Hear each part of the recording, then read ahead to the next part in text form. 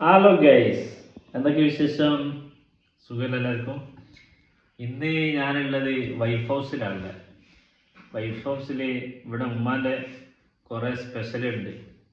നല്ല ഇറച്ചി പത്തല്, അതേപോലെ അടിപൊളി പുയ്ക്ക്, പിന്നെ നല്ല പോത്ത് വരട്ടി, വയനാടിൻ തനി നാടൻ പോത്ത് വരട്ടിയത്, പിന്നെ നല്ല സുലൈമാനി, പിന്നെ വേറെ സ്പെഷ്യൽ ഉണ്ട്. ഇതാ നല്ല ഇറച്ചി ചോറ് കാണുന്നുണ്ടായത്, അടിപൊളി.